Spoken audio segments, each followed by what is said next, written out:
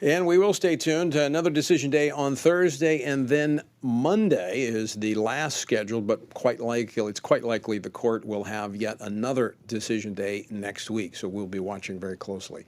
By the way, the Carson case out of Maine was a major religious freedom case by a vote of 6-3, with Chief Justice, by the way, Chief Justice Roberts writing the majority opinion. The court said Maine cannot exclude religious schools from a tuition assistance program that allows parents to use vouchers to send their children to either public or private schools. Now, what's interesting is the school that was at the heart of this case was actually teaching a biblical worldview. So a major, major decision on behalf of religious freedom. We'll actually talk more about that tomorrow when we're joined by First Liberty Institute, which was a part of arguing that case. All right, starting today, doctors, nurses, healthcare workers across the U.S. began giving COVID shots to children 6 months to 5 years old, something the Biden administration is celebrating, even though a poll back in April showed that less than a fifth of parents of children under the age of 5 were eager to access the shot right away. And on top of that, we're not quite sure the data supports it. Joining me now to talk about this and more is Senator Roger Marshall of Kansas. He practiced medicine for more than 25 years and delivered more than 5,000 babies as an OB/GYN. He is also a member of the Committee on Health, Education, Labor, and Pensions. Dr. Marshall, welcome back to the program.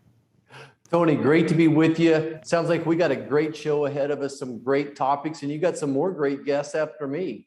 So I look forward to it. We're starting at the very top, and I was just thinking about delivering 5,000 babies. I know you're really good on the campaign trail, but having 5,000 supporters out there certainly is a good start. Yeah, and don't forget their moms and their grandmas and the aunties and all those people too. That's what I love about doing parades back home. I'll see lots of people I delivered as well as their grandmas and all the other relatives. So I've really been blessed. Well, let's start with getting your take on the COVID shots for tots. I mean, we're talking about babies and toddlers. Yeah, well, Tony, I think that the best advice I would give anybody is to talk to your physician about your child's situation. I do think it's an individual decision. There are certain children out there, maybe with some high-risk conditions that probably would be urged to get the shot. But right now, I happen to disagree with Dr. Fauci. I agree with Senator Paul that the data out there does not really show that those shots prevent hospitalizations or deaths. All the data shows is it increases the antibody response for a short term, and that's a good thing. But I just don't see that much of a benefit. There's absolutely some risk. The little kids seem to do very well. I know my grandchildren have all had COVID several times, maybe a sniffle, hardly any symptoms, but please talk to your own doctor first.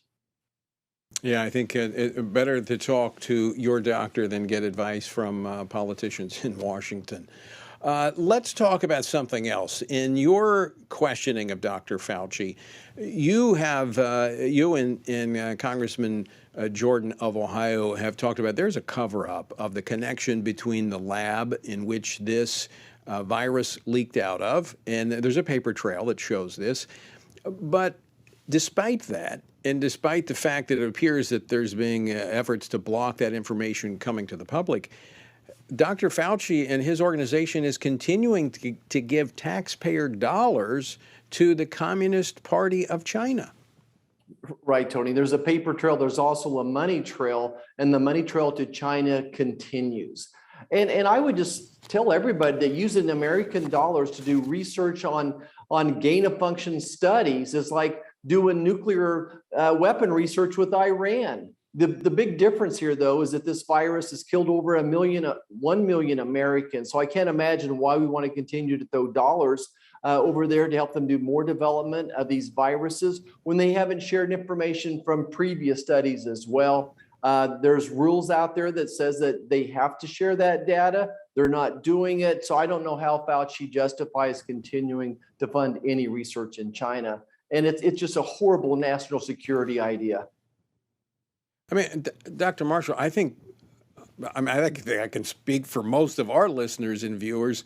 That makes absolutely no sense that we would give our tax dollars to the Communist Party of China that is doing everything they can to to outdo us from their military standpoint.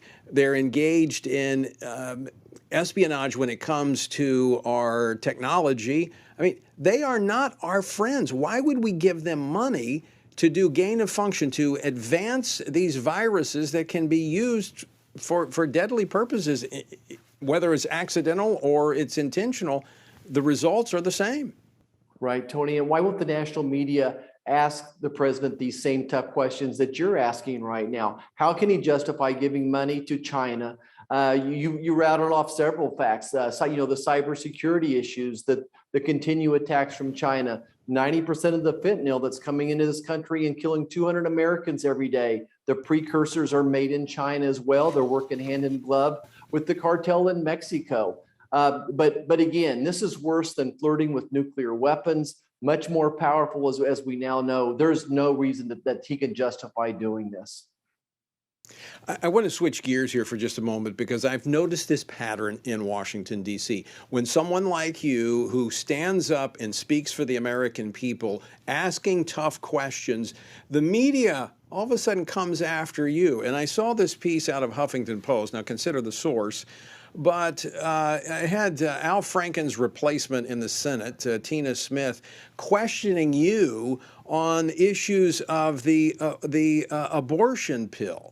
I mean, speak to that for a moment, if you will. Well, Tony, I appreciate you asking me about this. So we had an amendment that would have required an ultrasound before any type of abortion pills or whatever we're talking about here. And realizing that Tina Smith was once an executive for Planned Parenthood, as we put this question and issue into context. Planned Parenthood prints money by doing abortions. Abortions is a billion-dollar industry in America, and she worked for the leading abortion company in the entire country. So they would have lost lots of money if they would have accepted my amendment. Half of women, when they see a sonogram, will decide not to have the abortion done. So Tina Smith is willing to put money as well as the health of moms ahead of this legislation. I'll always be a doctor first. Our legislation would have helped protect and save the lives of women, as well as prevent fetal malformations as well. You will always be a doctor and a statesman. Let me just say, I think I speak for our viewers and listeners for thanking you for not backing down in the face of these attacks by the legacy media and others that are simply trying to discredit voices of truth. And by the way, Senator, you always have a platform here if you want to come talk to the American people. Tony, I appreciate standing side beside you, side by side with FRC, as we're both up here fighting to protect American values. Thank you for what you all do as well.